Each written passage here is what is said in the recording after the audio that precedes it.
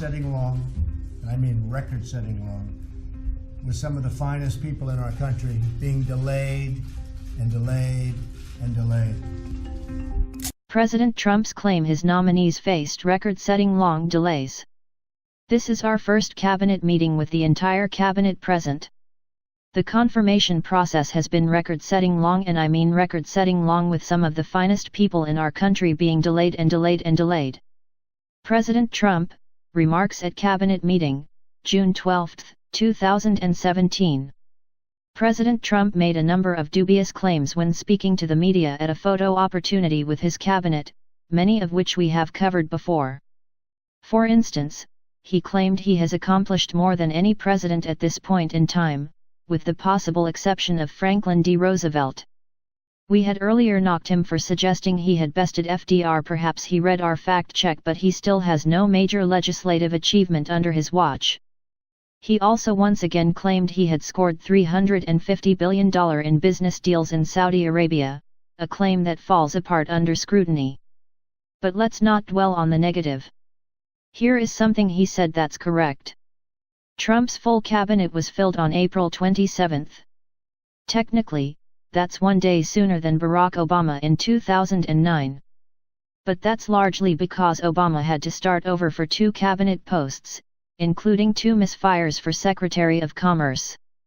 What's more interesting is that the median wait between nomination and Senate vote for Trump was 25 days, according to data collected by our colleagues Kevin Schall and Kevin Ermacher. By contrast, Obama's nominees faced a median wait of 2 days, George W. Bush had a median wait of 0 days, and Bill Clinton had a median wait of 1 day. Those presidents were blessed with Senate control by their own party. George H. W. Bush, by contrast, faced a Senate run by Democrats, and his nominees faced a median wait of 13 days. Trump, of course, also has a Senate controlled by his party. But he also nominated many very wealthy nominees with highly complex financial portfolios, leading the federal ethics watchdog to warn it could take months to probe some of the wealthier picks. Walter M. Schaub Jr., director of the Office of Government Ethics, said in a letter on January 6 that the incoming Trump administration had failed to follow the standard procedure and pre-clear nominees with the Ethics Office before nomination, thus leading to a delay in confirmation hearings. But the Senate is also operating now in the post-nuclear option world. On November 21, 2013, Senate Democrats changed the rules to allow nominations to proceed to a vote if a vote to end by debate passes with majority vote, rather than the previous standard of 3/5 of the Senate, 60 votes. While that change meant many previously stalled nominees would finally have a confirmation vote, that still doesn't prevent the minority party from gumming up the works with arcane procedural delays. Here's a striking statistic: 14 of Trump's cabinet nominees faced a vote to end debate, known as a cloture motion, even though 6 ultimately achieved 60 or more votes.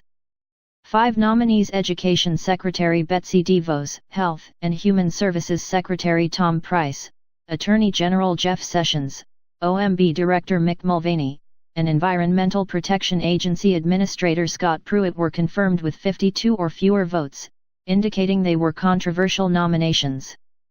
By contrast, only 7 of Obama's nominees over 8 years faced a cloture vote.